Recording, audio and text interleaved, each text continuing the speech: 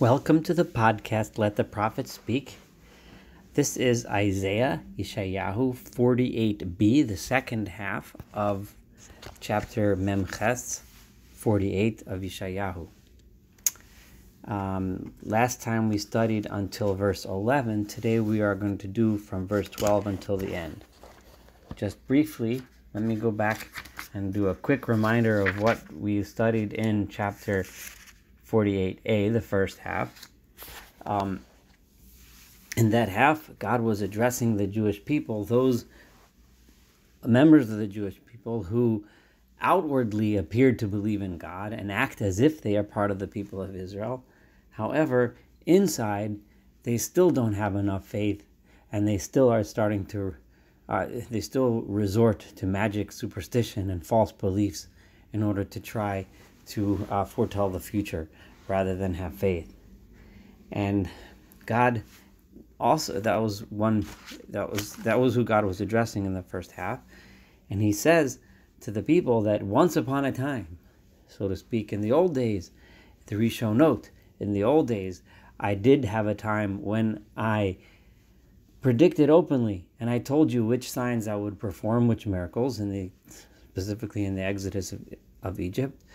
And I said I'm going to perform those miracles, and then I did, in the hope that you would then be forced to attribute that redemption to me.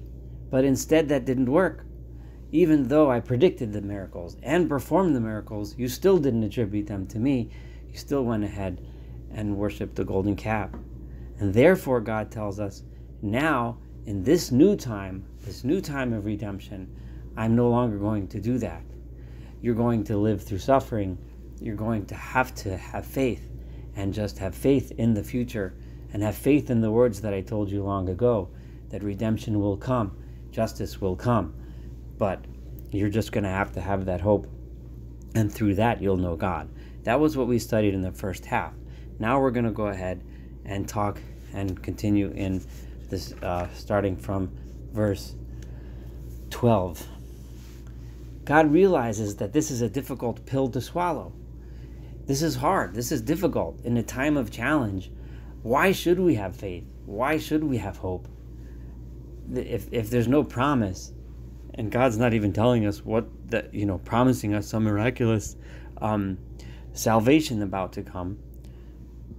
So God realizes that this is difficult, and he addresses the Jewish people and continues to say as follows: Shema Elai Yaakov, listen to me, Jacob. V'Yisrael Mekora'i, the people of Israel to whom I have called.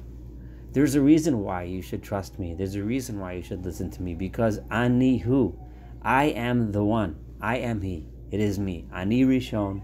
I am the first one. I have been around all the way since back then when I created the world, all the way since back then when I made those promises. Af, and also Ani Acharon.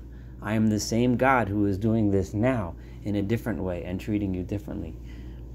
Af Yodi Yosto Eretz. God says in verse 13, it is my hand that created this world. V'mini tipcha shamayim. It was my right hand that spread the skies out over the planet. Korei ani alehem ya'amdu yachtav. It is I called out to all the creations of the world together and said, you stand, you get up. In other words, I created the entire creation. I give it, all of creation, the power to stand. So therefore, he kavtzu kulchem, all of you, my creations and people Israel that I'm talking to, and all the people of the world, gather and listen, ushama'u, and listen. Listen to me. Why should you listen to me? I'm telling you to listen to me, but why? Mi vohem higides ela, because who is the one that is telling you these things? Adonai ahevo. It is God who it is God who loves you, who loves him, and in this case that's the people. Yaseh hefzo b'Bavel. He, God, can do whatever it is that he wants with Babylon, Uzro Okastim, and with his arm, with his might, he will take care of the Chaldeans. This is specifically talking about the time when the Jews were leaving Babylon in the early Second Temple period, but it's also speaking in general, as Babylon as the quintessential empire ruling over the world, God is saying, these other things, their wealth, their power is nothing. I do anything I want. Remember from the last chapter 47, where God referred to the people of Babylon and said, your wealth, your power is nothing. Only God is forever. Ani dibarti, God says in verse 15. It is I that is speaking. Af kirasiv, haviosiv yetzliach tarko. I have brought him, my people Israel. I have called to him. I have made him successful. It is me. Kirvu elai, come close to me. Shimuzos, hear this, listen to me. So God is encouraging the people again and again and again. I know you're tempted not to listen. I know you're going to be tempted to go to the superstition. I know you're going to be tempted to look at other places because I'm not promising those miracles like I used to. But no, come close to me, God says anyway. Listen to me. Lo me rosh baseser dibarti. From the beginning, I did not speak in secrets. Merosh is back to Rishon. Rishonot, back in the beginning, right? Lo Merosh. It was not from the beginning. I did not speak in secrets. Then I did speak out loud to you. Then I did form the miracles, and you do know those stories. You do, as he said in the first part, in part A of this chapter, over and over again. You know these things. You know these stories. You've been learning them from your parents and teaching them to your children. You know what God used to do. Me'et heyota sham ani. From the time that you have been a people, I have always been there with you. V'ata, and now, although I might be treating you differently, Adonai Elohim shalachani v'rucho. It is God himself has sent me, the prophet says, v'rucho, and his spirit has sent me to speak in his name. Ko amar Adonai, and what is it that God says, verse 17? This is what God says to me. This is the message he wants me to convey to you. Ko alcha, the one who is going to redeem you, the one who is redeeming you, Kadosh Yisrael, the Holy One of Israel. Ani Adonai Elohecha, I am God, your God. Milamed chalahohil, I am the one that is teaching you for your benefit. I am teaching you the Torah for your benefit. I am teaching it to you not because I want to give you rules to make it hard for you. I'm teaching you these laws because I want you to be better. Madrichacha baderech telech, I am teaching you the proper path that you should take. Why is this the proper path? Because had you listened to my commandments from the beginning, had you not abandoned them, then your peace or your prosperity would have been like a river flowing forever. We never would have been at this place of suffering. You would have been living in peace this entire time. And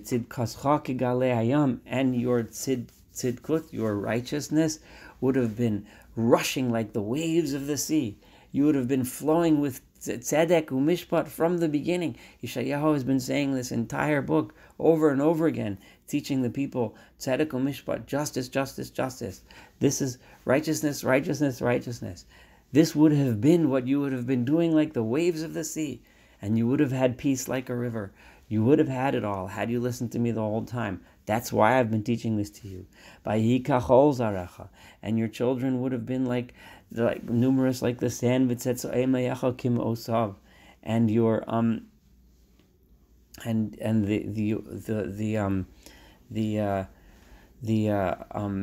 those that come out from you, your descendants would have been like the grains of sand. Lo yikares, you never would be destroyed. V'lo yishamed shmo milfanai, and your name of the people Israel never would be destroyed from in front of me. And God says, therefore now listen to me. God says, Tzu'u mi Bavel, and this is again speaking at a specific historical time, but also speaking to us all the time. Leave Babylon, meaning both physically leave Babylon and go to Israel, but also spiritually. Leave those ideas that I talked about the last chapter 47, the ideas of wealth and power, the ideas of superstition, the stargazers, the magicians, the sorcerers, all the false ideologies. Leave them. Tzu'umi baba birchu mikastim. Run away from the Chaldeans. Run away from those ideas. Run away from them b'kol rina, with a voice of song.